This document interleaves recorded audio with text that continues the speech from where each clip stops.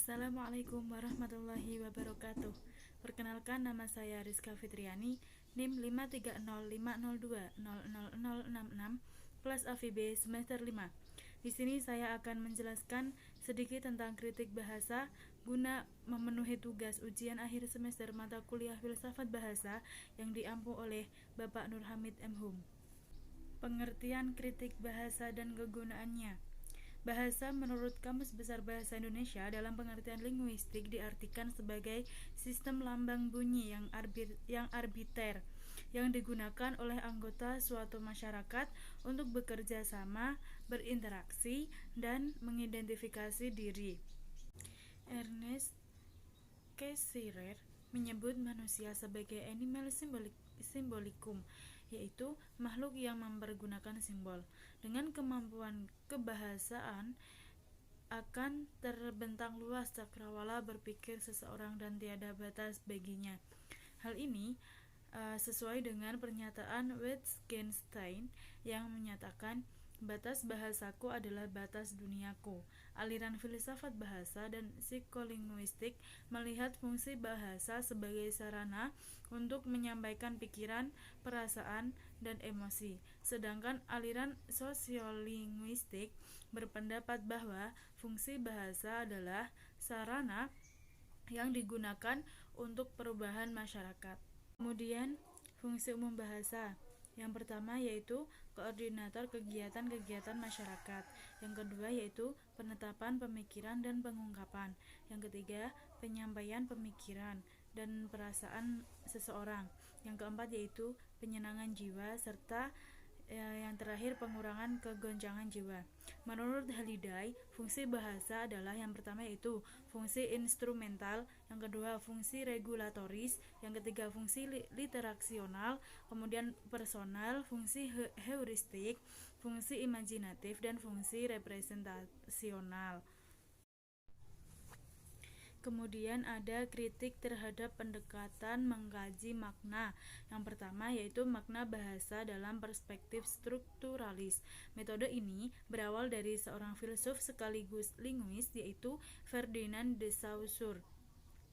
Ia menyimpulkan bahwa bahasa tertentu tidak diikat oleh kata dan benda, melainkan oleh hubungan antara struktur yang membentuk totalitas dari bahasa tersebut. Yang kedua, ada makna bahasa dengan pendekatan hermeneutika. Hermeneutika sebagai metode untuk mengungkapkan makna dalam berbagai kajian yang telah banyak digunakan. Kelebihan metode ini berperan untuk mengungkapkan makna sesuai dengan konteks kekinian.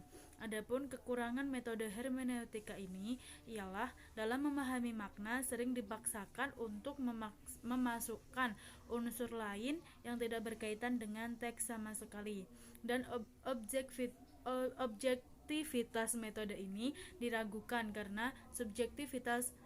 Hal ini dikarenakan peran interpreter sangat dominan dalam memberikan makna.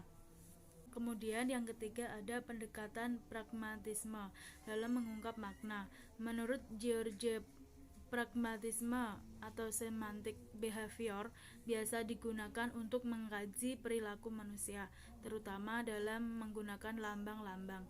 Artinya, pragmatisme biasanya dipusatkan untuk melihat bagaimana manusia memberikan tanda atau makna terhadap sesuatu.